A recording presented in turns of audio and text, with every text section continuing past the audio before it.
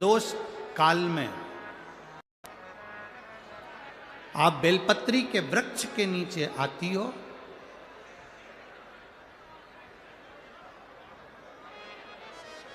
दुनिया का कितना भी दरिद्र व्यक्ति हो,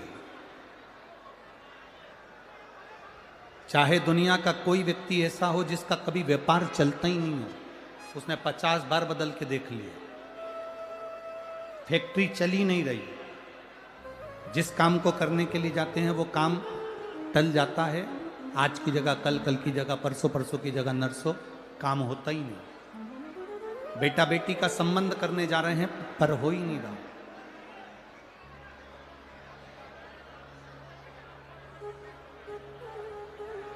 कितना भी दरिद्र से दरिद्र व्यक्ति है, कितना भी दीन से दीन व्यक्ति है, एक नियम वो अगर अपनी जिंदगी में बना ले, प्रदोष काल में, प्रदोष के समय पर बेलपत्री के वृक्ष के नीचे एक बार जाकर नमन करना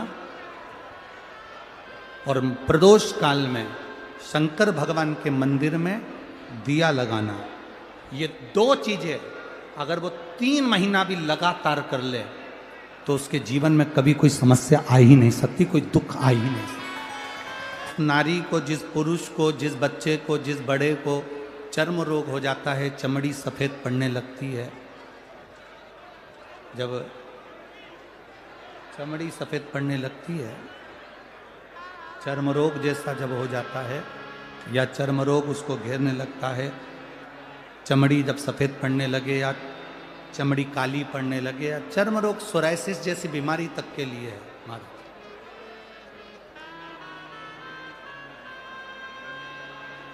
बेलपत्री के वृक्ष के नीचे की मिट्टी, बेलपत्री के वृक्ष के नीचे की मिट्टी, उसको जिस पात्र के अंदर शिवलिंग बनाने के लिए हम गलाएं, जिस पात्र के अंदर हम शिवलिंग बनाने के लिए उसको गलाएं और शिवलिंग का निर्माण कर कर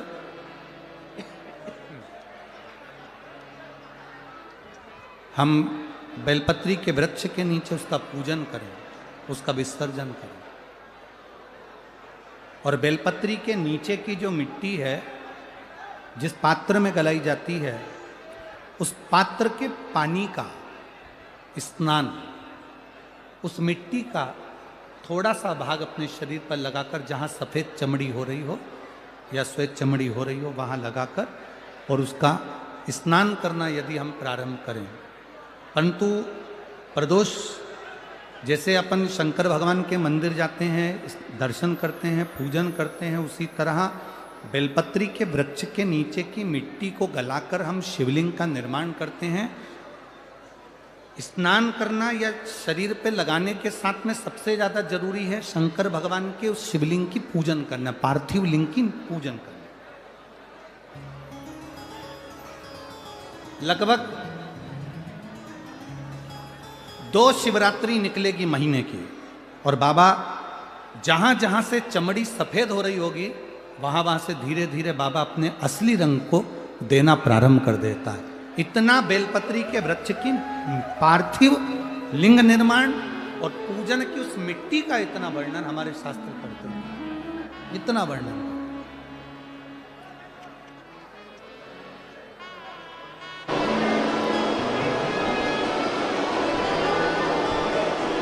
जो बच्चे शहद लगी हुई बेलपत्री को शंकर को समर्पित कर कर जाते हैं और खूब अच्छी मेहनत करते हैं, खूब अच्छी मेहनत,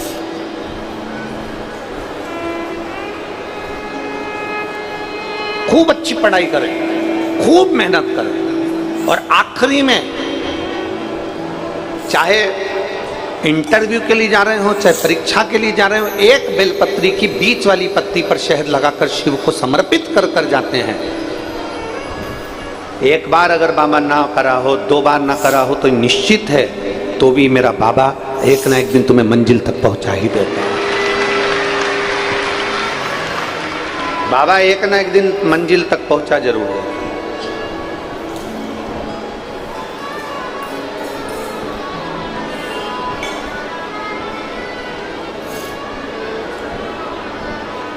आपकी लगन, आपकी मेहनत और आपका कर्म, ये बहुत जरूरी है। शंकर भगवान ने षडानंद कार्तिकेय जी को और भगवान श्री गणेश जी महाराज को बिठाकर समझाया था कि गणेश सुनो और कार्तिकेय सुनो।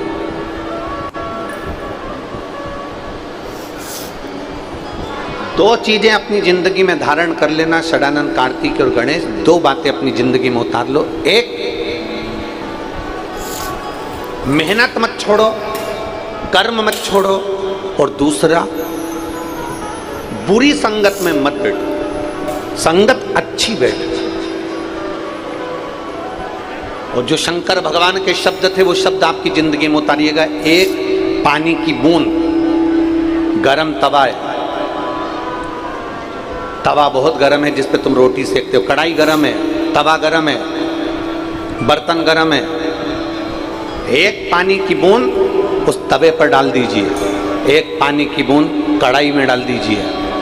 गरम कढ़ाई में, गरम तवे पर जब पानी की बूंद गिरती है तो वो पानी की बूंद समाप्त हो जाती है। बोलो सही है कि गलत है? मेरी जीजियों ने तो कई बार तवे पर, कढ़ाई पर पानी डालकर देखा होगा तो वो पानी समाप्त हो जाता है। गरम तवे पर, गरम कढ़ाई पर एक पानी की बूंद डालोगे तो पानी समाप्त हो जाएगा। वही पानी की बूंद कमल के पुष्प के ऊपर पड़ जाती है, सूर्य की रोशनी में चमकती है तो वो एक हीरे जैसी चमक पा जाती है। वो पानी की बूंद गरम तवे पर पड़ी, समाप्त हो गई। पानी की बूंद कमल के पुष्प पर पड़ी, फूल पर पड़ी, वो चमक गई। और वही पानी की बूंद सीप में पड़ी तो मोती बन गई। वही पानी की बूंद सीप के अंदर गई, मोती बन गई। शिव महापुराण की कथा कहती है ये आपके ऊपर निर्भर करता है कि आप किस संगत में बैठ रहे हो। गरम तवे पर बैठोगे अर्थात किसी गलत व्यक्ति की संग में बैठोगे, किसी गलत व्यक्ति की संगति में बैठोगे तो ये निश्चित है कि वो गलत संगति वाला तुमको बिगाड़ कर रख देगा, तुम्हारी जिंदगी नाश कर देगा। पानी की बूंद गरम तवे पर पड़ी तो पानी की बूंद समाप्त हो गई। पानी की बूंद कमल के पुष्प पर पड़ी तो चमक गई। अर्थात किसी अच्छे व्यक्ति का संग पाओगे तो तुम भी एक ना एक दिन चमक जरूर जाओगे। और तुम उस पानी की बूंद से समझ लें कि सीप के अंदर चली जाती है तो वो पानी की बूंद भी एक दिन मोती बन जाती है। अर्थात आपकी संगत, आपका व्यवहार, आपकी अनुकूलता, आप कहाँ बैठ रहे हैं, किस जगह पर बैठ रहे हैं, किसके साथ बैठ रहे हैं, ये देखा जाता है। किसके साथ बैठे,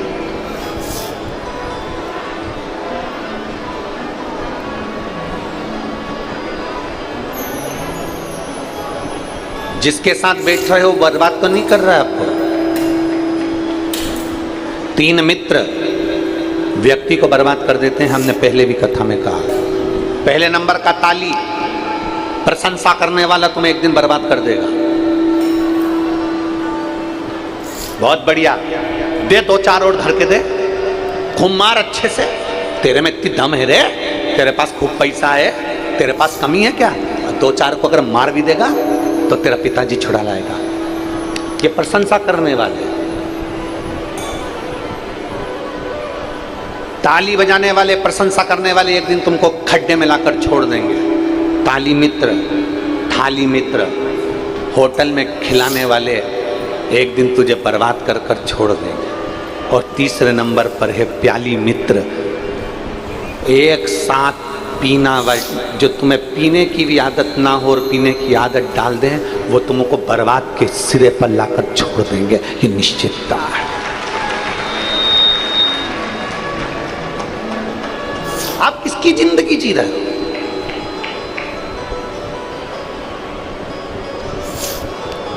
बेटा बुझी हुई सिगरेट हाथ में ले लेता है और बाप चिल्ला कर दौड़ता है, क्यों रे सिगरेट क्यों उठाई, हटक।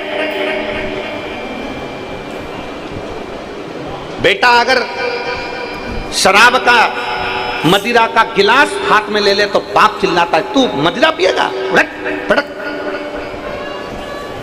हमारा निवेदन है, आप अपने बच्चे को मदिरा पीना नहीं सिखाएंगे, आप अपने बच्चे को सिगरेट पीना नहीं सिखाएंगे, आप अपने बच्चे को गांजा पीना नहीं सिखाएंगे, आप अपने बच्चों को गलत जगह पर जाना नहीं सिखाएंगे। तो सबसे पहली प्रेरणा बाप देता है। अगर बाप गलत काम करेगा तो औलाद भी गलत काम करेगी, निश्चितता।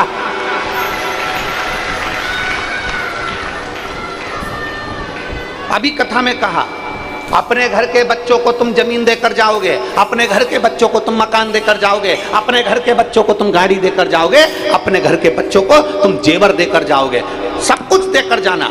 अगर आप अपने बच्चों को संस्कार देकर नहीं गए तो ये बच्चे जितनी जमी जमाई जमीन जायदाद गाड़ी बंगला है ना, एक दिन नशे की हालत में कहाँ सिग्नेचर कर कर आ जाएगा, किसको देकर आ जाएगा मालूम नहीं पड़ेगा, कहाँ बर्बाद कर कर आएगा मालूम नहीं पड़ेगा।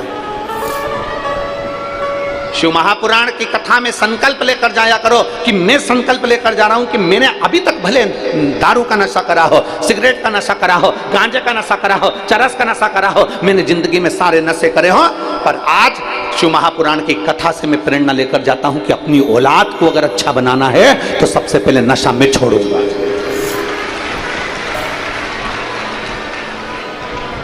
अपनी औलाद को अगर अच्छा बनाना है तो सबसे पहले नशा में छोड़ूंगा। ये प्रेरणा लेकर जाओ। थोड़ा सा घोटे और पीवे बोला ना। कई लोग कहते हैं पार्वती जी भांग घोटती हैं, शंकर जी भांग पीते हैं, पर शिव महापुराण में कहीं नहीं लिखा कि पार्वती जी ने भांग घोटी है और शंकर जी ने पी है, कहीं नहीं। भारत की नारी, भारत में जन्म लेने वाली एक स्त्री अपने पति को नशे में नहीं देख सकती, तो मेरी पार्वती भांग घोट कर पिलाएगी?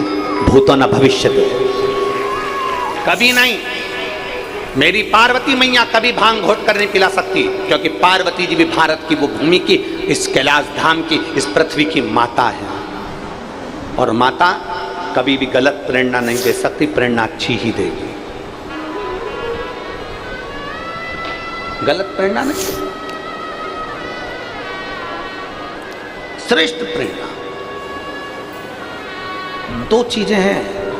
शंकर भगवान ने पार्वती जी से कहा, पार्वती एक अपने ध्यान रखो, कार्तिकेय गणेश, ये दो चीजों का ध्यान रखना है। एक, गलत संगत में मत बैठो, बिल्कुल नहीं, गलत संगत में नहीं, अच्छी संगत में।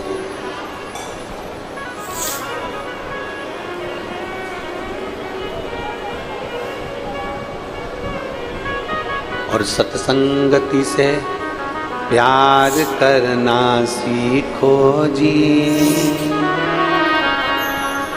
इस देह का उद्धार करना सीखो जी। ये मानव का शरीर मिला है ना, इसका उद्धार कैसे होगा, कैसे? तो एक ना एक बार कमाने के लिए तुम्हारे मुख से झूठ जरूर निकलता है, झूठ निकलता है तुम्हारे मुंह से। कमाते कौन हो तुम, लाते कौन हो तुम, लाकर पैसा किसको देते हो? पत्नी को। पत्नी चाहे तो पति को प्रेरणा दे कि तुम्हारी कमाई में से 1 रुपया निकाल कर सत्कर्म में लगाना, क्योंकि यहाँ शास्त्र की रीति कहती है, गरुड़ पुराण कहती है कि पति का प्राण भी छूटता है, ऊपर जाता है, यम की कैद में पड़ता है, तो यमराज उसको त्राण देता है, भुगताता है, तो वो रोता है, कहता है मैंने तो अपनी पत्नी के लिए कमाया था, अपने बच्चों के लिए कमाया था, मैंने तो परिवार के लिए कमाया था, मेरे माता पिता के लिए कमाया था, मेरे भाई बंधु के लिए कमाया था, मुझे अकेले को तुम नरक पटक रहे हो। मेरी पत्नी को भी नरक पटको, मेरे बच्चों को भी नरक पटको, मेरे माता पिता को भी नरक पटको, मेरे परिवार वालों को भी नरक पटको, मेरी बहनों को भी नरक पटको, क्योंकि उनने भी तो मेरा हिस्सा खाया है। इतने में धर्मराज कहता है, झूठ तू बोला, कपट तू करा, बेईमानी तू करा, तेरी पत्नी और बच्चे ने कभी नहीं कहा कि तू झूठ बोलकर कमाना, कपट कर कर कमाना, बेईमानी तूने करी, छल तूने करा, कपट तूने करा, तो भोगेगा भी तू, ना पत्नी ना बच्चे, कोई नहीं भोगेंगे, भुगतना तुझे अकेले को।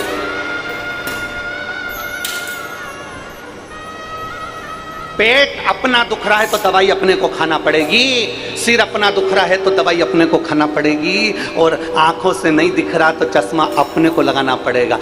यहाँ तो उल्टी रीति हो रही है आज के ज़माने में। पेट तुम्हारा दुख रहा है और दवाई पड़ोसी को खिला रहे, तू खा ले, मेरा पेट दुख रहा है, मेरा सिर दुख रहा है, दवाई तू खा ले। छींक अपन को आ रही है तो अपने को छींकना है, खांसी अपने को आ रही है तो अपन को खांसना है, दर्द अपने को हुआ है तो तकलीफ अपने को होना है। अगर नैनों से दिखाई नहीं दे रहा तो चश्मा अपने को लगाना है। उसी तरह अपने को अपना छींकना है, अपना खांसना है, अपना दर्द सहन करना है, तो अपना कष्ट भी अपने को ही भोगना, अपने, दूसरा नहीं भोगेगा भाई, नहीं।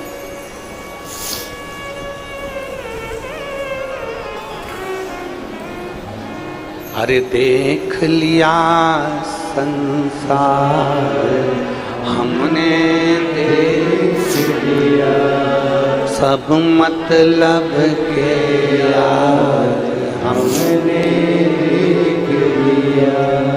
झूठे नाते झूठे रिश्ते, झूठे नाते झूठे रिश्ते, अरे झूठा है संसार।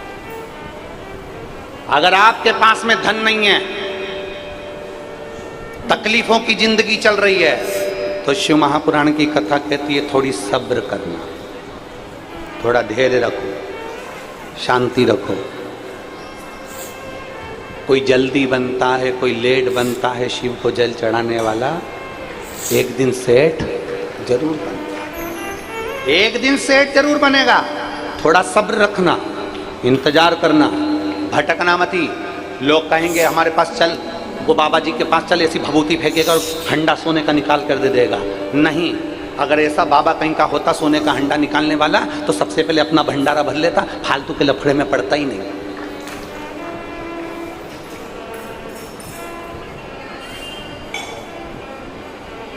उनके पास चलो, वो तुम्हारा दुख समाप्त कर देंगे। नहीं, अगर दुख समाप्त करने वाले होते तो सबसे पहले अपने परिवार को और अपने घर का दुख समाप्त कर लेते। नहीं, अपना दुख अपने को दो,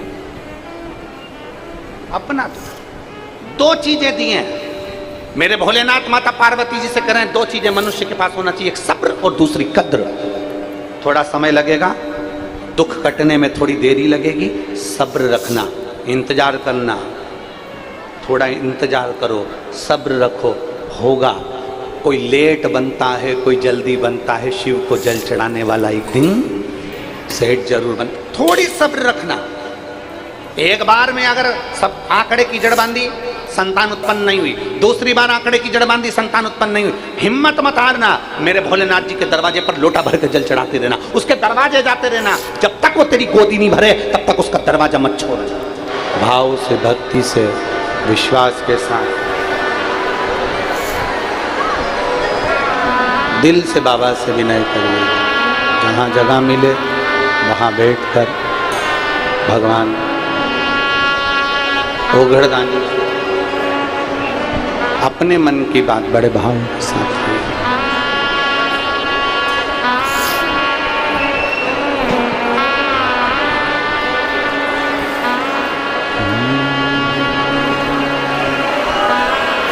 श्री शिवाय नमस्तुभ्यं।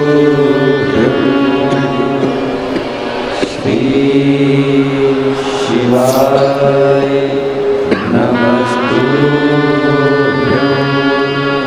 श्री शिवाय नमस्तुभ्यं।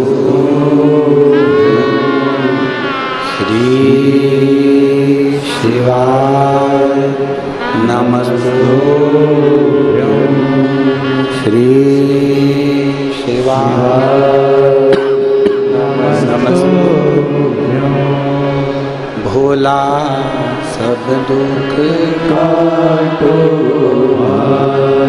हो, भोला सब दुख काटो। शिव शंकर जपो तेरी माला, भोले बाबा जपूं तेरी माला, भोला सब दुख काटो हमारा, भोला सब दुख काटो हमारा। वेश है मंगल मंगलकारी, वेश है मंगल मंगलकारी, शमशानवासी हमारा, शमशानवासी हमारा, ओ भोला सब दुख काटो हमारा, ओ भोला सब दुख काटो हमारा। भगवान शिव की कथा कर रही है, शिव महापुराण वर्णन करती है। सब्र और कद्र जो ये दो शब्द हैं,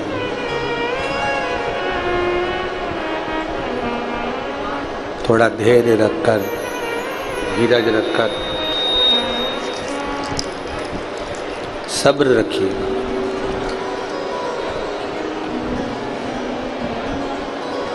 और दूसरा है,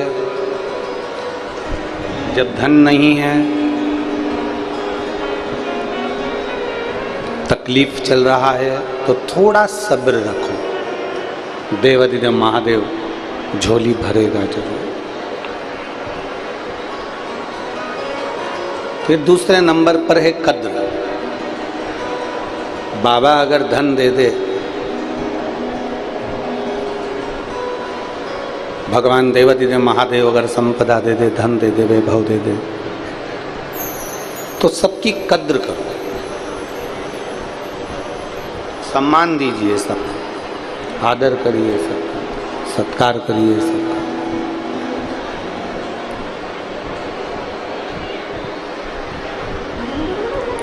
सबका आदर, सम्मान, सत्कार, कद्र करो।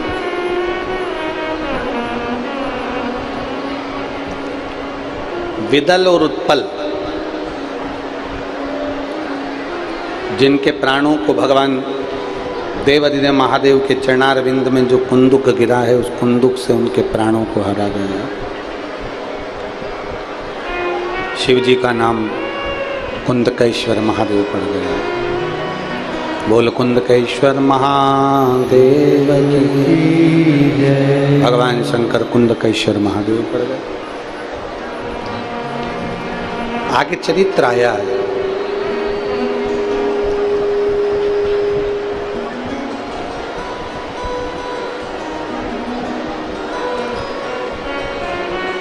देवता और राक्षसों ने मिलकर मंथन किया,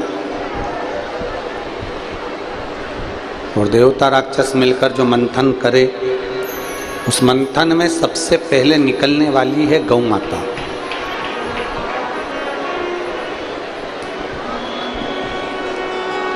मंथन में सबसे पहले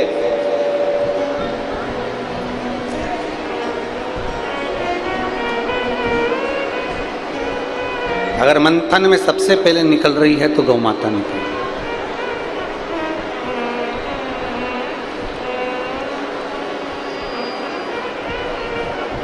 उसका कारण, क्योंकि गौ माता के बाद में जो निकलेगा वो विष निकलेगा, और विष को पीने के लिए अगर कोई पी भी जाता है तो गौ माता का दूध उसको शीतलता प्रदान करे, इसलिए गौ माता को निकालने का कारण केवल इतना।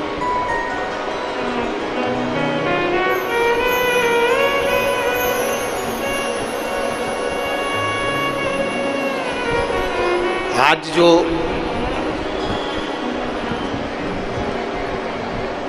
भारत की भूमि पर गौ माता की जो दशा है, उस पर मंथन में निकली है। देवता और राक्षसों ने जो मंथन करा, उस मंथन में गौ माता प्रकट, मंथन में। बोल भारत माता की, गौ माता की। ये मंथन में प्रकट है। और मंथन में गौ माता निकलने के बाद जो निकला है विष, वो सारे देवताओं ने मिलकर उस विष को भगवान देवादिदेव महादेव को समर्पित कर दिया, भगवान शंकर को। मंथन में निकला हुआ विष भगवान शिव के पास भेज दिया गया। क्यों? क्योंकि वो घर के बड़े हैं, घर का बुजुर्ग है, घर का बयो है। शिव महापुराण की कथा कहती है जो घर का बड़ा होता है, घर का बुजुर्ग होता है, घर का बड़ा होता है, उसकी जिंदगी में विष बहुत लिखा हुआ होता है, सुनना पड़ता है। कोई कुछ कहेगा तो सुनो, कोई कुछ बोल दिया तो सुनो, थोड़ा धैर्य बनाकर रखना पड़ता है। जो घर का बड़ा होता है उसको बहुत कुछ शीतलता रखना पड़ता है, बहुत। महाराज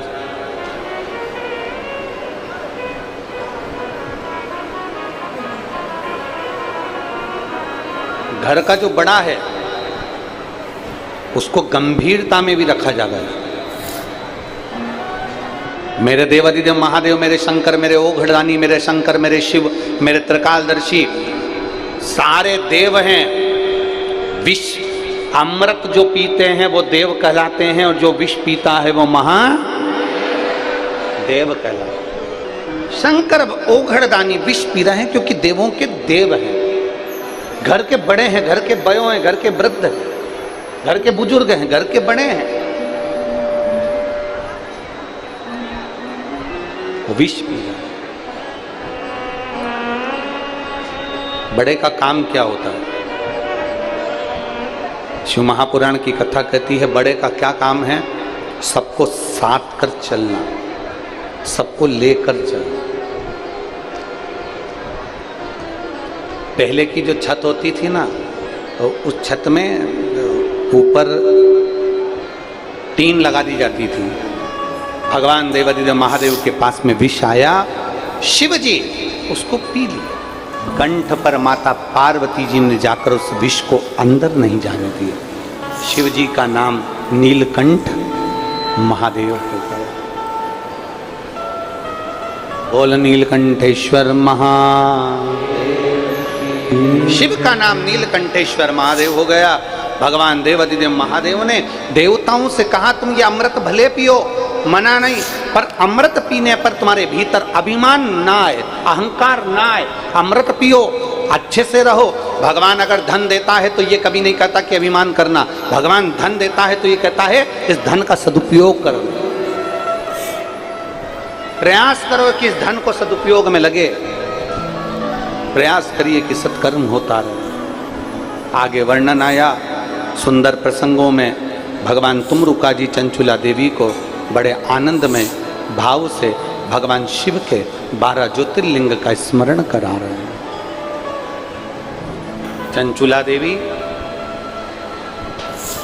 भगवान शंकर की पवित्र कथा को सुनते हुए भगवान शिव ईश्वर जी और गोरा जी बनकर जो कथा सुन रहे हैं, समर्पण शिव महापुराण की कथा जो अमलेश्वर में चल रही, उस आनंदमय कथा को भगवान देवादिदेव महादेव, हाटकेश्वर महादेव भी श्रवण कर रहे हैं, श्रवण कर रहे हैं।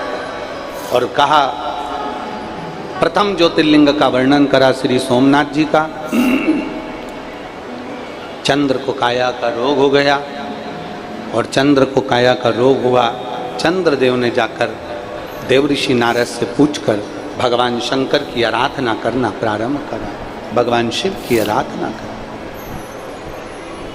जैसे ही महादेव की आराधना करी, भगवान देवादिदेव महादेव प्रसन्न हो गए और प्रकट होकर उन्होंने चंद्र की काया के रोग को मिटा दिया। शंकर जी का नाम सोमेश्वर महादेव हो गए। बोल सोमनाथ भगवान की। अगला वर्णन आया श्री मल्लिकार्जुन का। कार्तिकेय बाबा रुष्ट होकर चले गए थे, जिनको मनाने के लिए भगवान देवादिदेव महादेव शंकर भगवान माता पार्वती जी के साथ में पहुँचे हैं श्री शैलम पर। उन्होंने जाकर उनको राजी करा। शिव पार्वती वहाँ विराजमान हुए।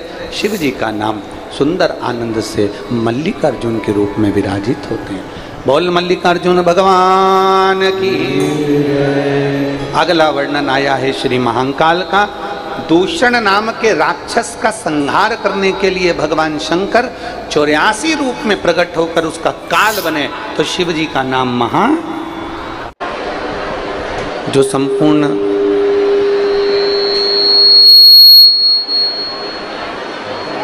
सृष्टि का भरण पोषण करने वाले हैं, संपूर्ण जीव का उद्धार करने वाले हैं।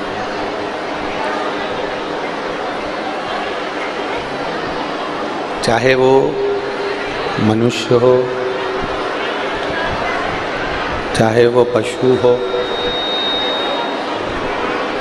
चाहे वो कैसा भी जीव हो, जो परमात्मा की अविरल भक्ति में जो डूबा हुआ है, जो भगवान देवाधिदेव महादेव की अविरल भक्ति में समाहित है, उसके लिए मेरा देवाधिदेव महादेव, मेरा भगवान ओघड़दानी, मेरा शंभू, मेरा त्रिकाल, वो हमेशा नंदी लेके तैयार खड़ा रहता है। केवल उसको पुकारने वाला चाहिए। आपने अगर दिल से भगवान देवाधिदेव महादेव को पुकारा है, भगवान शंकर को एक बार अगर दिल से पुकारा है, तो ये निश्चित है कि भगवान शिव, भगवान ओघड़दानी, भगवान शंकर, त्रिकालदर्शी, कैलाशी, विनाशी, भगवान शिव किसी न किसी रूप में आकर आपका और हमारा उद्धार करते ही हैं। और शंभू शरणे मांगू घड़ी रे घड़ी तो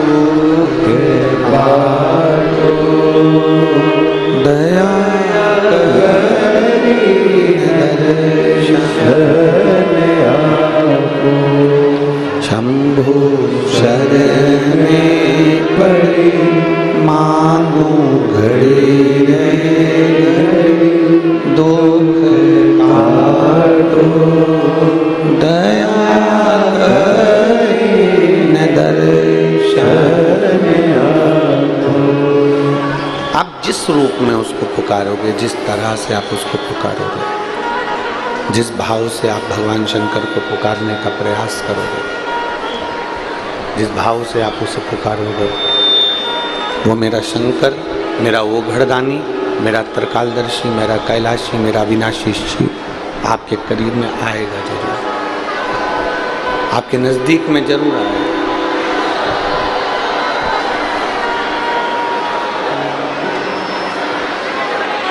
बस शिव जी को पाने के लिए तुम्हारा निर्मल भाव चाहिए। शिव जी को पाने के लिए निर्मल तुम्हारा स्वभाव चाहिए। मेरा ओघड़दानी, मेरा शंकर, मेरा त्रिकालदर्शी, मेरा कैलाशी, मेरा अविनाशी दिखावे से कभी प्रकट नहीं, उसको दिखावा प्रिय लगा ही नहीं। घंटा 8 घंटा भगवान के मंदिर में बैठे हुए हो तो भगवान जल्दी प्रसन्न होगा।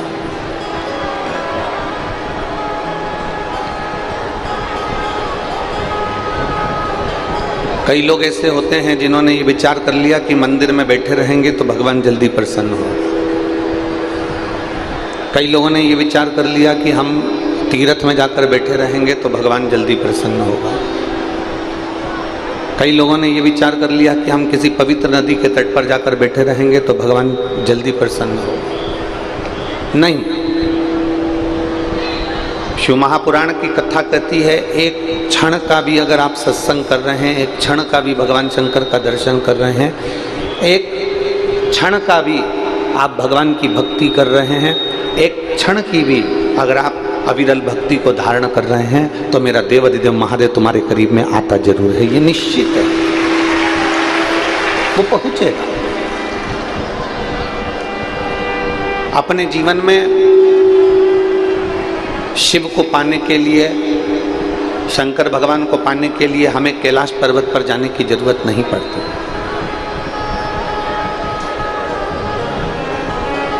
अगर कोई तुमसे कहे कि कैलाश पर्वत पर जाएंगे तो शंकर जी मिल जाएंगे, अगर कोई तुमसे कहे कि हम कैलाश पर्वत पर जाएंगे तो हमें भगवान देवाधिदेव महादेव प्राप्त हो जाएंगे, तो शिव भगवान से, भगवान ओघड़दानी से, भगवान देवाधिदेव महादेव से माता पार्वती जी ने भी अपने मन की बात पूछी। माता पार्वती जी भी भगवान शंकर से कहती हैं कि आपका निवास कहां पर है, आप कहां रहते हो? कोई कहता है कि आप कैलाश में निवास करते हो, कोई कहता है आप केदार में निवास करते हो, कोई कहता है आप काशी में निवास करते हो, कोई कहता है आप भीमाशंकर में, कोई कहता है उज्जैनी में, कोई कहता है सोमनाथ में, कोई कहता है नागेश्वर में, कोई कहता है ओमकारेश्वर में, कोई कहता है कि आप कैलाश के निवासी हो, हिमालय और पर्वतों पर निवास करते हो, आप प्रयाग में रहते हो, आप हरिद्वार में रहते हो। कई लोग कहते हैं, माता पार्वती जी भी शिव जी से कह रही हैं कि दुनिया के लोग कहते हैं कि आप यहाँ निवास करते हो, पर भगवान देवाधिदेव महादेव कहते हैं, भगवान शंकर कहते हैं, पार्वती अगर तुम पूछ रही हो कि मेरा निवास कहाँ है,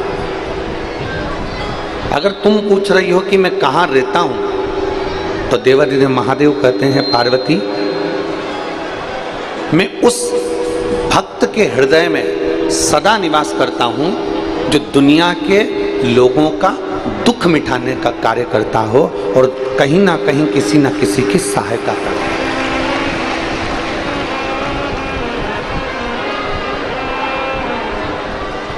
और तेरी कृपा बिना एक भी अणु लेते हैं श्वास, तेरी कृपा से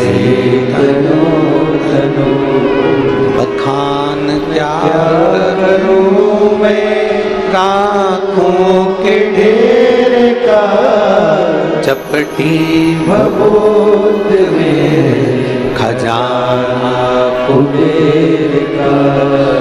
हे गंगाधार मुक्ति द्वार ओंकार तू, भोले ओंकार तू, आयो शरण शंभु तार तू। शिव कह रहे हैं, भगवान ओघड़दानी कह रहे हैं, भगवान शंकर कह रहे हैं, मेरा निवास उस भक्त के हृदय में होता है जो सदा दुनिया के लोगों के लिए, दूसरे के लिए सहयोग की भावना रखता हो।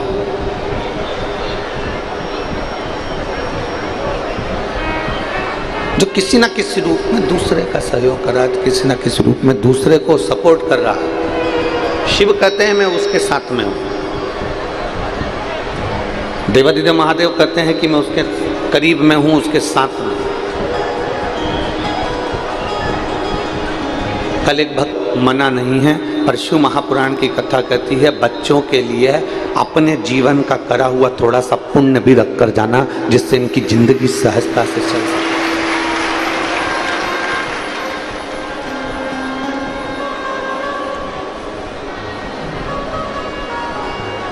जिससे इनका जीवन सहजता से चल सके। थोड़ा पुण्य इकट्ठा कर, थोड़ा सा पुण्य एकत्रित कर इन बच्चों के लिए रखकर जाना है। थोड़ा सा पुण्य इन बच्चों के लिए होना जरूरी है। उसका कारण जमीन छोड़ गए, जायदाद छोड़ गए, गाड़ी छोड़ गए, बंगला छोड़ गए,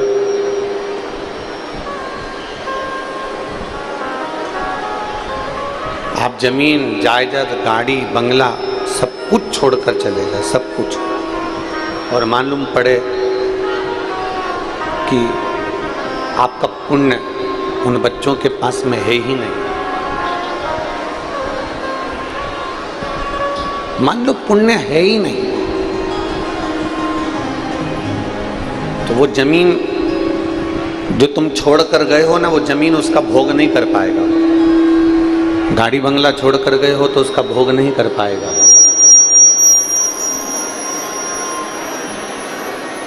जो भी तुमने छोड़ा है, जो भी तुमने रखा है, उसका वो भोग नहीं कर सकता अगर उसके पास में पुण्य नहीं है तो। अगर उसके पास में पुण्य नहीं है तो वो उसका भोग नहीं कर पाएगा, वो उसको भोगेगा ही नहीं। जमीन भी कहीं मालूम पड़े किसी ने हड़प ली, जायदाद हड़प ली, जेवर था कोई चुरा कर ले गया, कोई आभूषण था कोई लेकर चले गया। अब तुमने छोड़ा कितना था, तुमने रखा कितना था, तुमने कितना सारा जोड़ जोड़ के रखा और मालूम पड़े उसके पास में पुण्य रूपी पूंजी नहीं थी, पुण्य रूपी आनंद नहीं था, उसके पास में पुण्य नहीं था, तो मालूम पड़े वो सब की सब यहीं रखा की रखा रहे। यहां पर सब धरा की धरा रह गया।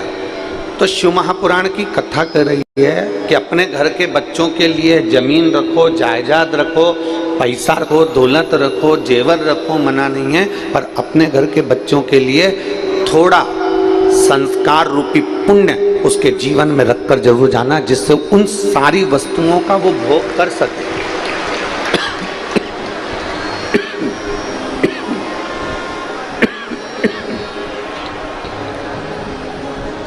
जिससे वो सारी वस्तुओं का भोग कर सके। शंभु शरण बड़ी मारो घड़ी रे घड़ी दुख काटो दया करीन दर्शन आपो। शंभु शरण बड़ी मांगो घड़ी रे दुख काटो दया करीन दर्शन आपो। आप थोड़ा ना थोड़ा अच्छा उसके लिए छोड़ कर जाएंगे। पार्वती मैया बैठी हैं कैलाश धाम पर।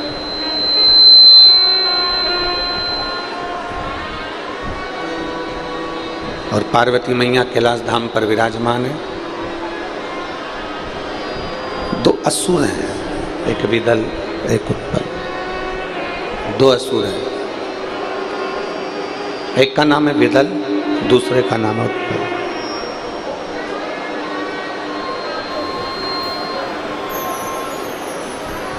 इन दोनों ने माता पार्वती जी की सुंदरता को देखा, आकर्षित हुआ। कल कथा में कहा था कि चोर की नजर चैन पर होगी और लुच्चे की नजर आपकी सुंदरता पर होगी। ये विदल और उत्पल, ये दो जो असुर हैं, विदल और उत्पल जो राक्षस हैं, दो असुर हैं, उन विदल और उत्पल ने माता पार्वती जी को देखा तो उनकी सुंदरता की ओर आकर्षित हो गए।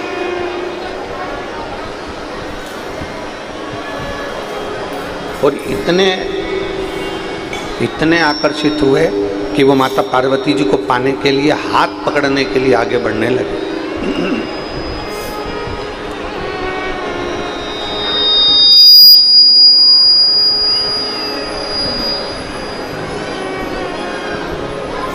माता पार्वती जी का हाथ पकड़ने के लिए आतुर होने लगे। और पार्वती जी ने देखा कि ये विदल और उत्पल दो असुर आ रहे हैं। पार्वती जी देख रही हैं कि ये दोनों असुर सामने से आ रहे हैं और मुझे पाना चाहते हैं, मुझे छूना चाहते हैं, मुझे मेरा हाथ पकड़ना चाहते हैं। ये मेरे पास में आ रहे हैं और मेरा हाथ पकड़ना चाहते हैं। शिव जी के स्मरण में माता पार्वती जी बैठ गए, भगवान शंकर की भक्ति में माता पार्वती जी बैठ गए।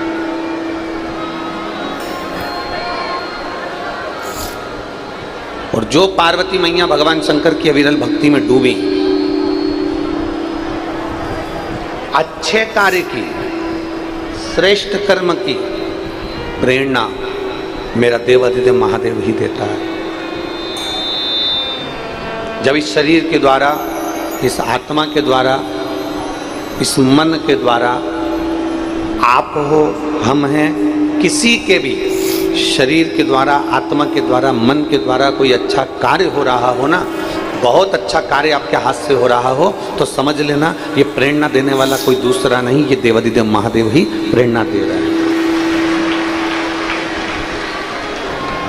जैसे ये पवन जी हैं, विशाल जी हैं, सागर जी हैं, मोनू जी हैं, ये सब जो कथा का आयोजन करा रहे हैं,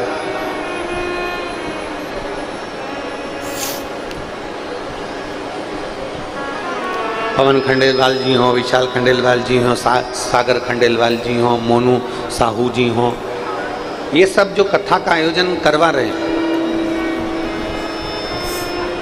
इनको ये मान लेना चाहिए कि अपनी सामर्थ्यता नहीं है, ना हमारी सोच है कि हम ये कार्य, मैया ध्यान में बैठी हुई हैं, माता पार्वती जी ध्यान में लगी हुई हैं,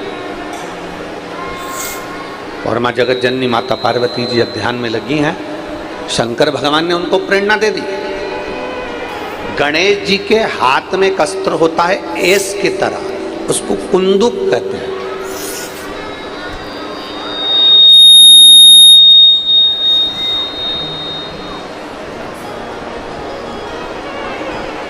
उसको कुंदुक कहा जाता है। पार्वती जी ने उस कुंदुक को उठाया और कुंदुक को उठाकर जो प्रहार करा विदल उत्पल पर, विदल उत्पल के प्राण तो छूट गए, पर वो कुंदुक जाकर देवाधिदेव महादेव के पास में गिर गया, शिव जी के चरणारविंद के पास में गिरा। और जैसे ही शंकर भगवान के चरणों में जाकर वो कुंदुक गिरता है, शंकर भगवान प्रसन्न चित्त में माता पार्वती से कहते हैं, पार्वती तुम्हारे द्वारा फेंके गए इस कुंदुक को मेरे चरणारविंद में आना था, इसलिए मेरे नाम का उच्चारण होना था, तो मेरा नाम कुंदकेश्वर महादेव होगा। मेरा नाम कुंदकेश्वर महादेव। आवाज बिल्कुल सही नहीं है आज साउंड की। मेरा नाम कुंदकेश्वर महादेव होगा, क्योंकि ये कुंदुक मेरे चरणों में आकर गिरा। और सुनो पार्वती, संसार का मनुष्य, संसार में जन्म लेने वाला मानव, संसार का मनुष्य, संसार में जन्म लेने वाला मानव जब विषम, बहुत गहन, बहुत तीव्र बीमारी में जब घिर जाता है, बहुत तीव्र बीमारी में, गहन बीमारी में, बहुत भारी बीमारी में जब वो घिर जाता है, शंकर भगवान कहते हैं पार्वती जी, वो मेरे मात्र कुंदकेश्वर नाम का स्मरण कर कर अगर जल का आचमन भी करता है तो वो औषधि का कार्य करता है। शिव कथा कह रहे हैं, भगवान देवाधिदेव महादेव का संवाद कह रहा है। शिव महापुराण की कथा कहती है कुंदकेश्वर नाम, केवल कुंदकेश्वर नाम ही औषधि का कार्य कर जाता है। केवल कुंदकेश्वर।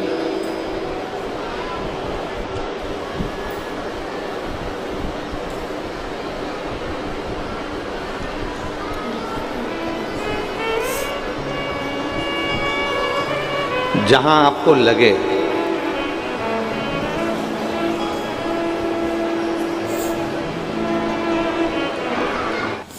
कितना सुंदर संवाद देखिए। जितने असुर मरे, जितने असुर मरे, जितने असुर मरे, उन असुरों को देवताओं ने मोक्ष दिया। राम जी के हाथ से जो असुर मरे वो भी मोक्ष पाए, भगवान कृष्ण के हाथ से जो असुर मरे वो भी मोक्ष पाए, वो भी मुक्ति पाए। पर भगवान शंकर के हाथ से जितने असुर मरे, जितने असुर मरे, भगवान शंकर ने पूछा तुम्हारे प्राण छूट रहे हैं, मोक्ष चाहिए? असुरों ने कहा नहीं। फिर क्या चाहिए? बस आपके कैलाश का वास दे दीजिए, मैं आपके चरणों में रहूं, जहां मेरा शिव रहे उसके चरणों में मेरा निवास हो, बस ऐसी कृपा कर दीजिए। हमें मोक्ष नहीं, मोक्ष नहीं। इसको कहते हैं शुद्ध भाव, इसको कहते हैं शुद्धता का भाव, इसको कहते हैं शुद्ध भाव, शुद्ध भाव।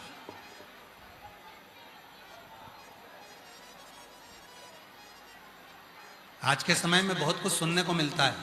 लोग कहते थे अरे वो बाबा बहुत सिद्ध है, खूब चर्चा चलती है।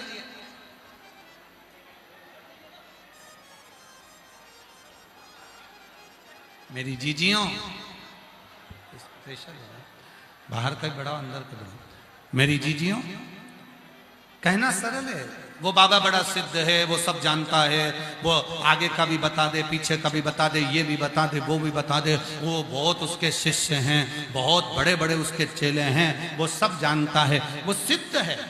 फिर कहा एक पहाड़ पर वो बाबा रहता है, वो सिद्ध है। फिर कहा एक वो वहां रहता है, वो सिद्ध है। पर शिव महापुराण की कथा कहती है सिद्ध होना सरल है पर शुद्ध होना कठिन है।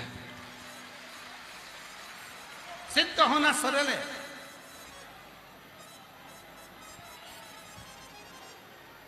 आजकल सोशल मीडिया का जमाना है, तुमको भी सिद्ध बना सकते हैं अगर तुम्हें बनना हो तो। सिद्ध होना सरल है, 8-10 कैमरे लगाओ, थोड़ा डेंटिंग पेंटिंग करो और बैठ जाओ, सिद्ध हो जाओगे। सिद्ध होना सरल है और शुद्ध होना बहुत कठिन है। सिद्ध कोई भी बन सकता है पर शुद्ध कोई नहीं बन पाता। शुद्ध वही बन पाता है जिस पर मेरे देव अधिदेव महादेव की कृपा होती है, करुणा होती है, दया होती है। वो सिद्ध नहीं चाहिए। कलिकाल में अगर कोई जरूरत है तो सिद्ध की नहीं, शुद्ध की जरूरत।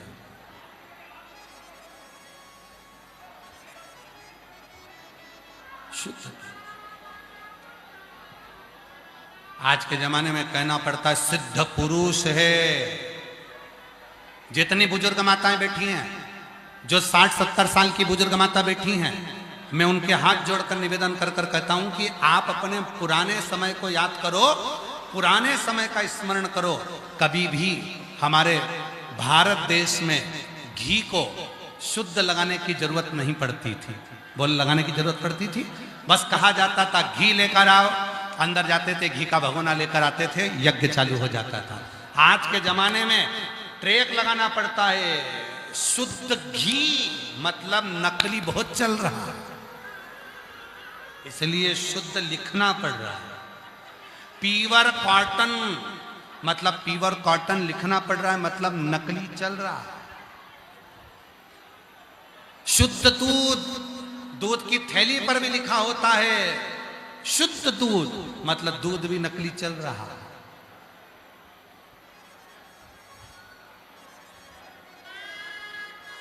सोने पर भी लिखना पड़ता है इतना कैरेट का, और 99% का सिक्का है, मतलब उस पर भी लिखना पड़ता है, वो भी नकली चल रहा है।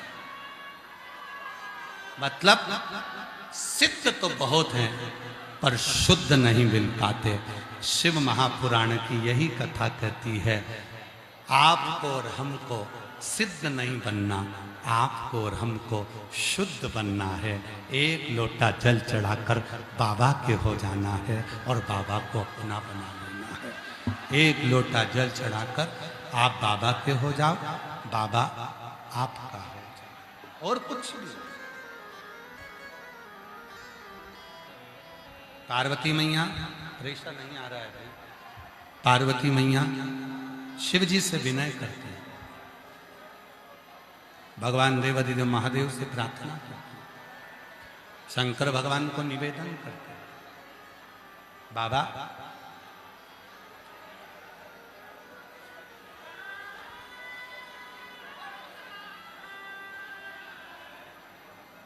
ये संसार की जितनी नदियां बहती हैं ये सब समुद्र में, सागर में जाकर मिलती हैं। क्या कोई मनुष्य जो भगवान शंकर का नाम ही नहीं लेता हो, शिव जी के नाम का उच्चारण भी नहीं करता हो, शिव ये चल रहा है, शिव मंत्र को नहीं जपता हो, शिव मंत्र का उच्चारण नहीं करता हो, शिव नाम का उच्चारण नहीं करता हो, क्या वो मनुष्य भी शिव तक पहुंचता है? क्या वो मनुष्य भी शिव तक पहुंच जाता है? क्या वो मनुष्य भी भगवान शंकर तक पहुंच जाता है? इस शरीर को कहते हैं जीव। जम के बोलो, क्या बोलते हैं? जीव। फिर से बोलिए, क्या कहते हैं? जीव। इस शरीर को, मानव देह को जीव कहते हैं, इसको जीव कहते हैं। और इस जीव का काम क्या है? कभी भी जाए, किसी भी समय जाए, किसी भी घड़ी जाए, पर ये शिव के पास जाए। शिव किसी भी घड़ी पहुंचे पर ये शिव के पास पहुंचे। कितना संभाला है।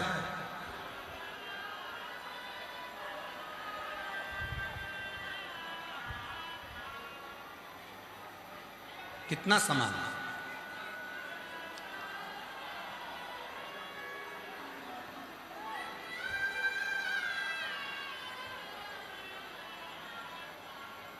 किराए का मकान है, शरीर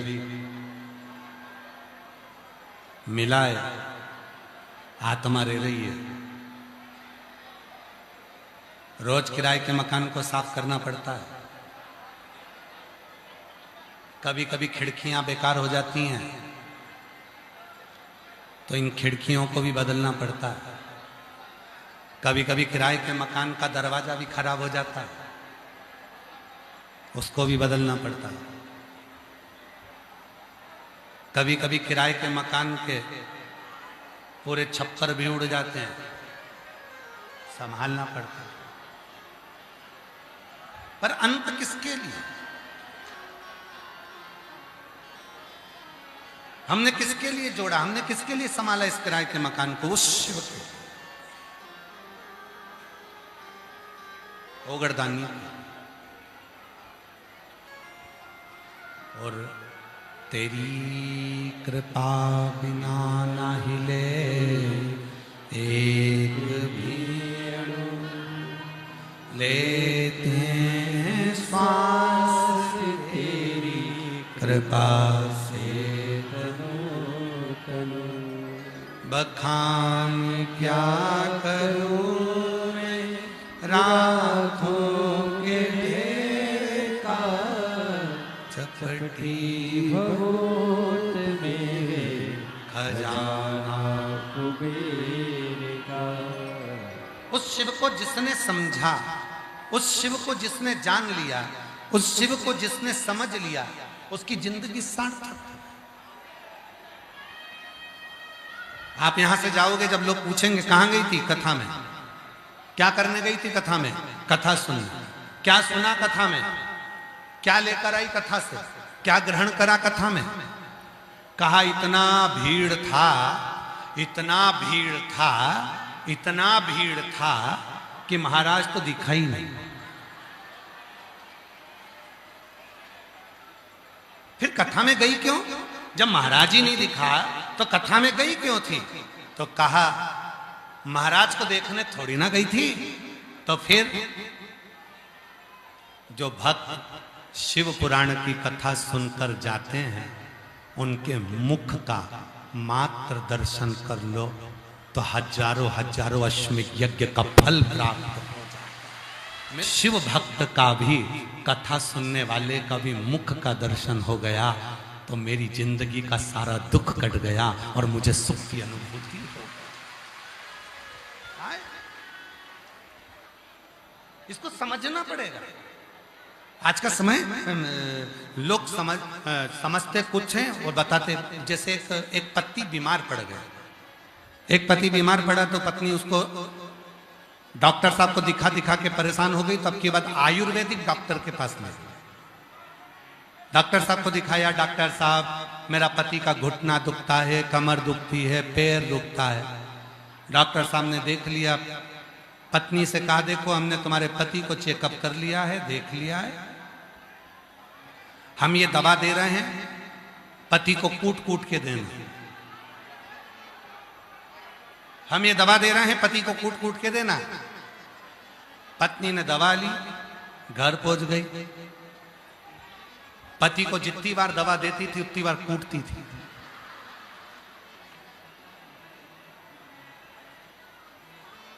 जितनी बार दवा पिलाती उतनी बार कूटती।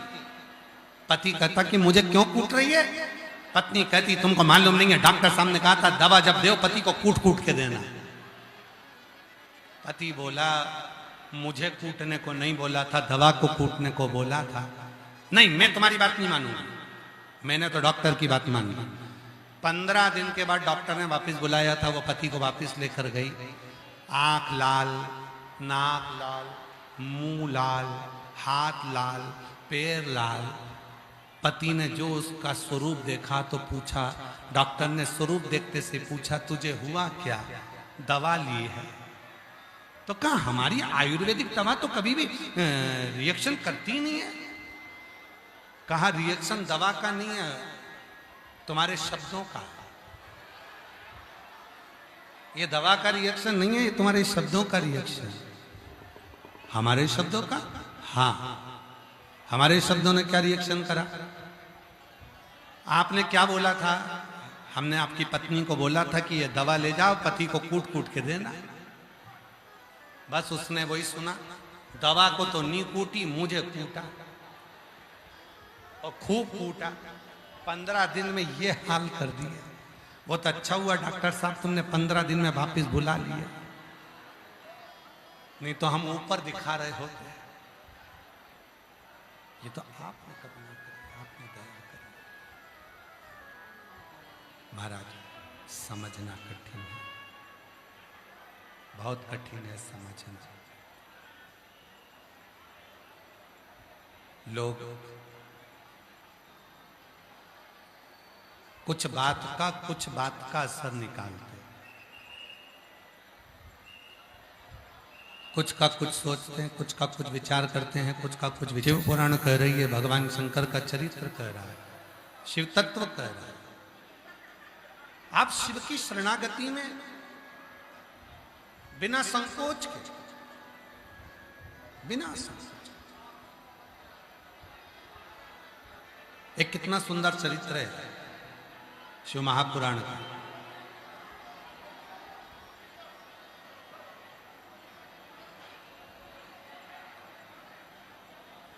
जब भगवान श्री विनायक का सिर कट गया,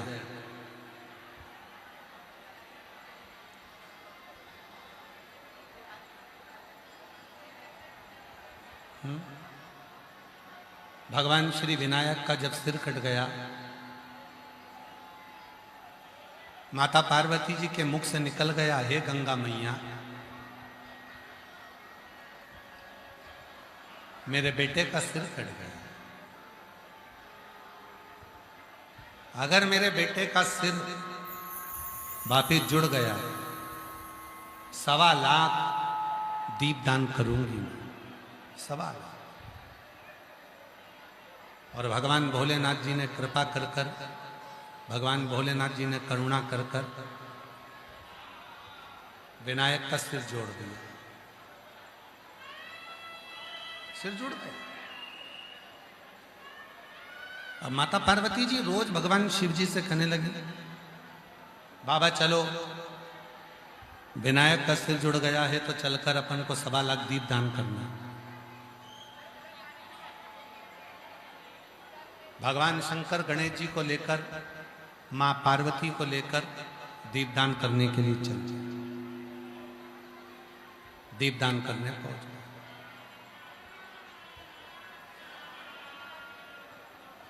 अब गंगा जी तो निर्मल बह रही है, बहुत तेज प्रभाव है गंगा जी का, गंगा जी का बहुत तेज प्रभाव।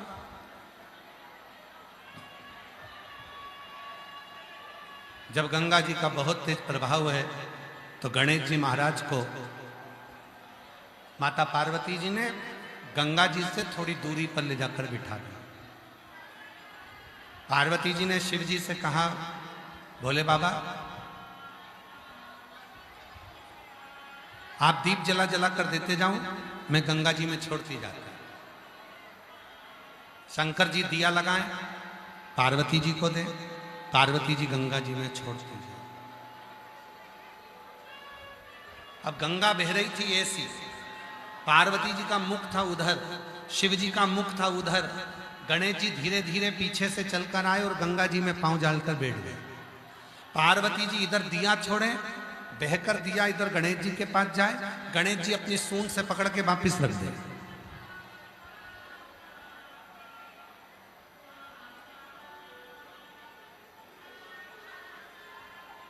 फिर दिया बहकर जाए, गणेश जी फिर पकड़कर उसको घाट पर रख दे। बार बार दिया बहता जाता है, बार बार पकड़ते हैं। पार्वती जी बोली भोलेनाथ जी से, बाबा इतने सारे दिए दान कर दिए, इसके बाद भी दीपक तो कमी नहीं हो रहा है। शंकर भगवान बोले, मैंने ब्रह्मा जी के मुख से सुना था दान करने से बढ़ता है, इसलिए तू दीप दान करती जा रही है, वो बढ़ता जा रहा है। अब शंकर जी को कौन बताए कि पीछे गणेश जी बैठे हैं। तुम जितने दिए छोड़ रहे हो वो पकड़ पकड़ के घाट पर रखते जा रहे हो।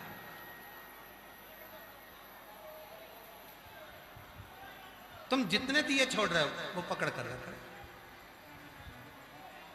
थोड़ी देर बाद गणेश जी की सूंड शंकर जी के हाथ में आई। शंकर जी समझ गए कि ये सारे दिए गणेश जी बढ़ा रहे हैं।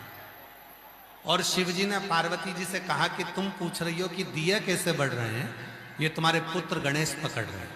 पार्वती जी गणेश जी के पास गई, क्यों रे गणेश, ये बता कि इतने सारे दिए हमने ठंडे करे, तू वापिस उठा उठा कर रख दिया। गणेश जी बोले, मैया ये सब बहकर जा रहे थे ना, इसलिए मैंने इनको पकड़ पकड़ के किनारा दे दिया। इतने में माता पार्वती जी ने कहा, रे गणेश ये बता तू किस किस को किनारा देगा। गणेश जी ने कहा, शिव महापुराण में इसका वर्णन आता है। गणेश जी कहते हैं, मां जो एक बार मेरे पिता देव अधिदेव महादेव को 1 लोटा जल समर्पित कर देगा, उसको पार लगाने की जवाबदारी स्वयं मेरी है। स्वयं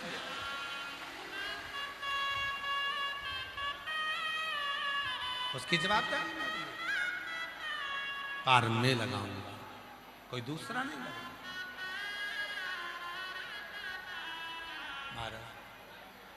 उसको पार लगाने की जवाबदारी मेरी। शिव महापुराण की कथा कहती है, भगवान शंकर का चरित्र कथा है, शिव तत्व कथा है, भगवान शंकर का संवाद कथा है। शिव महापुराण की कथा कहती है, जब हम देव अधिदेव महादेव को 1 लोटा जल समर्पित करते हैं, 33 कोटि देवता उस स्थान पर विराजमान होते हैं और हमारे जल चढ़ाने पर एक एक देवता हमारे कार्य को सफलता देना प्रारंभ कर देता। सफलता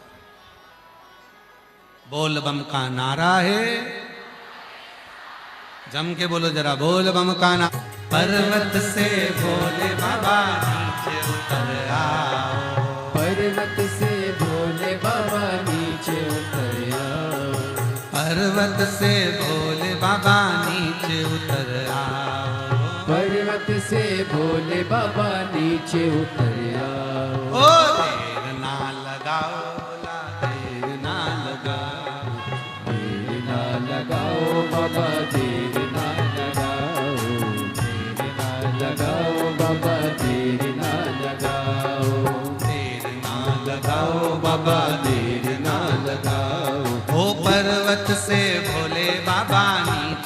उतर आओ। ओ पर्वत से भोले बाबा नीचे उतर आओ। बाबा देर ना लगाओ, बाबा देर ना लगाओ।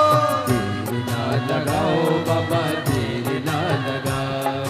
भोले के लाने मैंने गंगा जल बुलाया।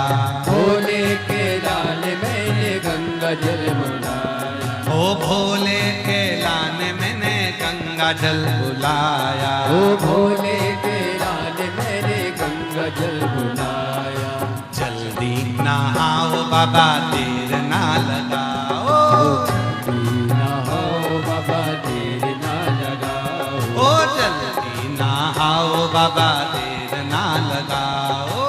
जल्दी नहाओ बाबा, देर ना लगाओ। देर ना लगाओ बाबा देर ना लगाओ। ओ देर ना लगाओ बाबा, देर ना लगाओ। ओ देर ना लगाओ बाबा देर ना लगाओ। देर ना लगाओ बाबा, देर ना लगाओ। बाबा नीचे उतर आओ। पर्वत से भोले बाबा नीचे उतर आओ। जय हो।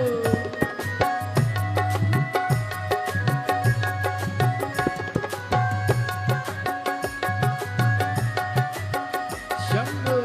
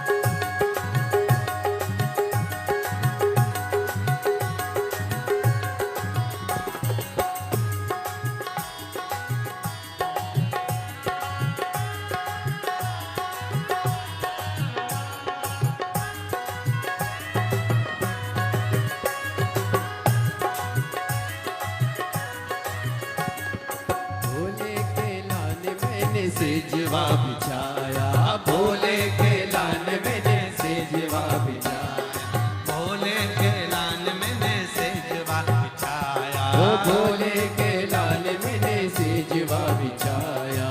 जल्दी से आओ बाबा सो जाओ, जल्दी से आके सो जाओ, ओ जल्दी से आओ बाबा आके सो जाओ, जल्दी से आओ बाबा आके सो जाओ। देर ना लगाओ भोला देर ना लगाओ, ओ देर ना लगाओ भोला देर ना लगाओ, ओ देर ना लगाओ भोला देर ना लगाओ, ओ देर ना लगाओ भोला देर ना लगाओ। पर्वत से भोले बाबा नीचे उतर आओ, पर्वत से भोले बाबा नीचे उतर आओ, ओ पर्वत से भोले बाबा नीचे उतर आओ, पर्वत से भोले बाबा नीचे उतर आओ। ओ देर ना लगाओ बाबा देर ना लगाओ, देर ना लगाओ बाबा देर ना लगाओ, ओ देर ना लगाओ बाबा देर ना लगाओ, देर ना लगाओ बाबा देर ना लगाओ, देर ना लगाओ बाबा देर ना लगाओ, देर ना लगाओ भोला देर ना लगाओ, देर ना लगाओ बाबा देर ना लगाओ, देर ना लगाओ भोला देर ना लगाओ।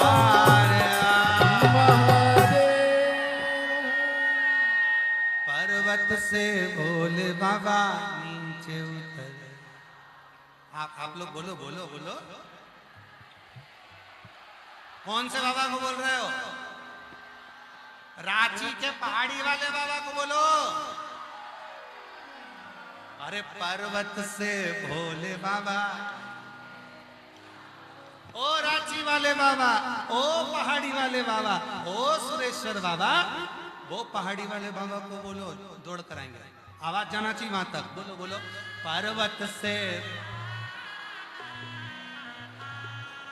पर्वत से भोले बाबा नीचे उतर आओ, पर्वत से भोले बाबा नीचे उतर आओ, ओ पर्वत से भोले बाबा नीचे उतर आओ, ओ पर्वत से भोले बाबा नीचे उतर आओ। बाबा देर ना लगाओ भोला देर ना लगाओ, देर ना लगाओ भोला देर ना लगाओ, ओ देर ना लगाओ बाबा देर ना लगाओ, देर ना लगाओ बाबा देर ना लगाओ।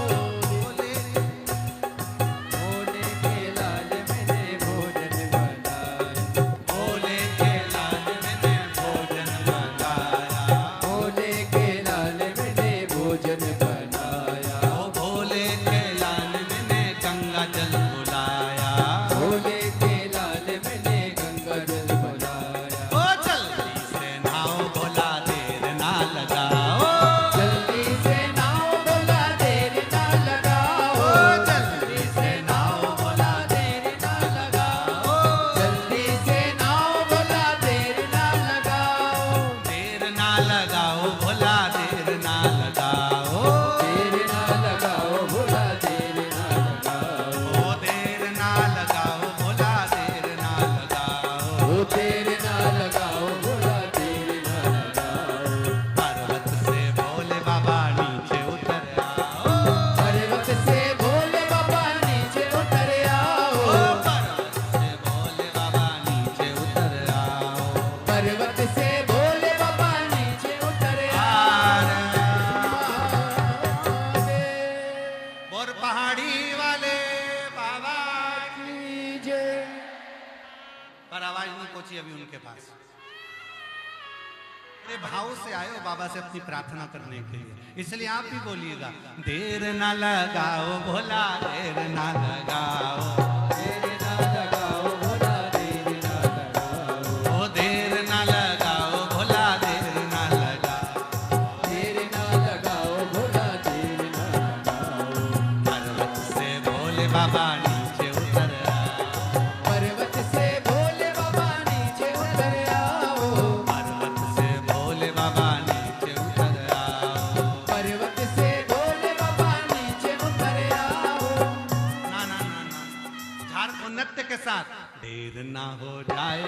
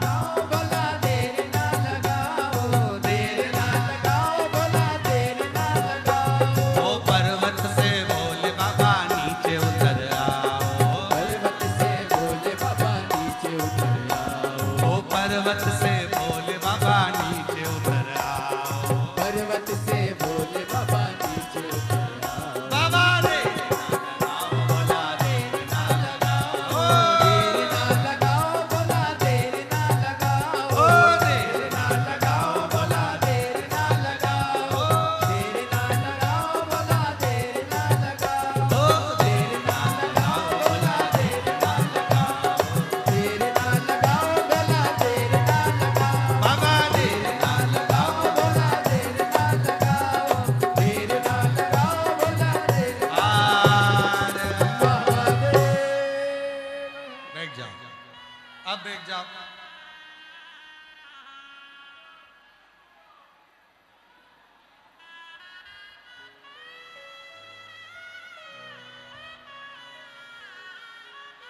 अपने स्थान पर बैठकर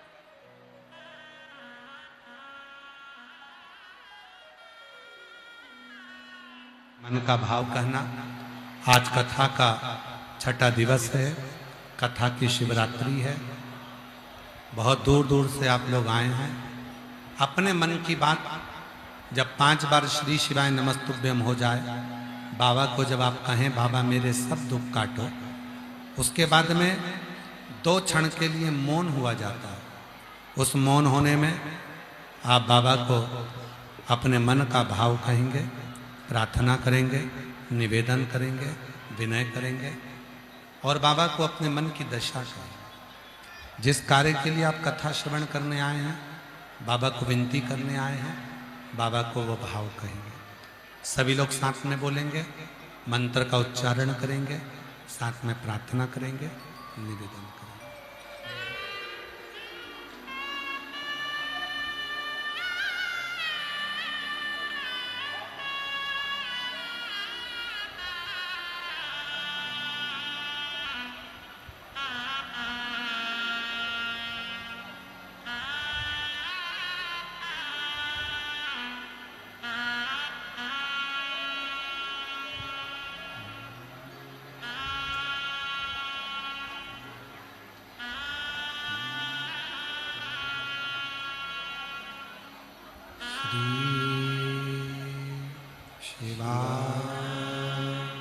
नमस्तु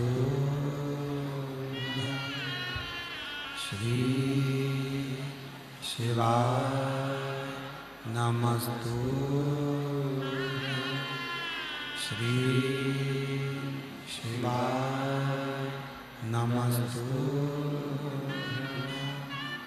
श्री शिवाय नमस्तु श्री शिवाय नमस्तु भोला सब दुख काटो ओ भोला सब दुख काटो शिव शंकर जपो तेरी माला भोले बाबा जपो तेरी माला भोला सब दुख काटो मारा ओ भोला सब दुख काटो मारा। वेश है मंगल मंगलकारी वेश है मंगल मंगलकारी शमशान वासी हमारा शमशान वासी हमारा ओ भोला सब दुख काटो ओ भोला सब दुख काटो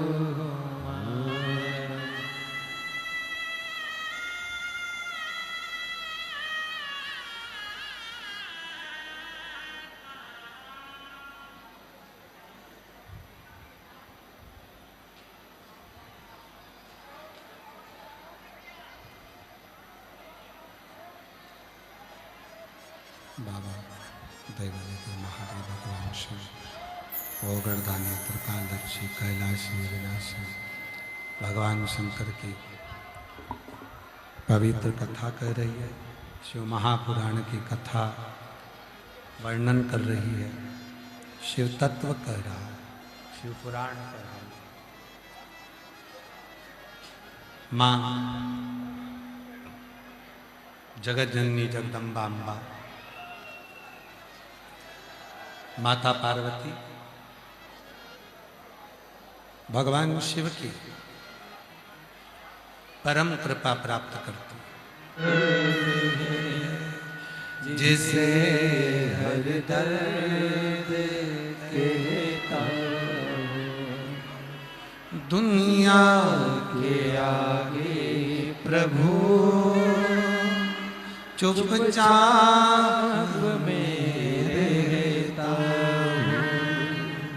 दुनिया के आगे प्रभु चुपचाप में रहता मेरा तू ही तो हमदर्द है जिसे हर दर्द कहता मेरा तू ही तो हमदर्द है जिसे हर दर्द कहता शिव कथा का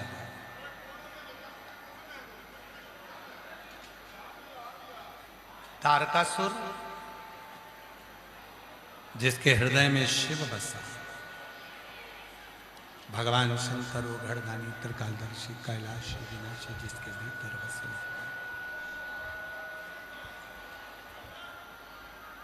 एक तारकासुर का चरित्र एक जलंधर का चरित्र ये दोनों बड़े विचित्र हैं। इनका चरित्र बड़ा विचित्र है। जलंधर का भी और तारकासुर का दोनों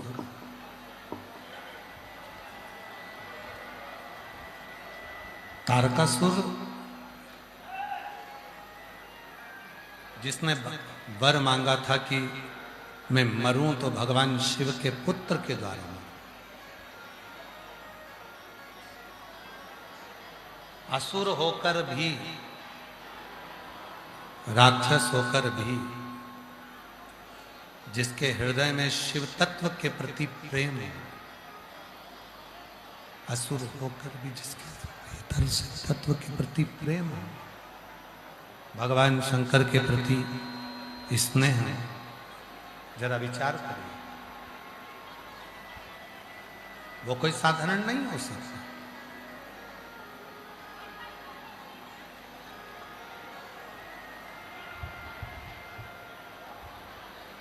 जो शिव को चाहने वाला होता है जो भगवान शंकर का भजन करने वाला होता है शिव को चाहने वाला होता है शिव का स्मरण करने वाला होता है भगवान शंकर की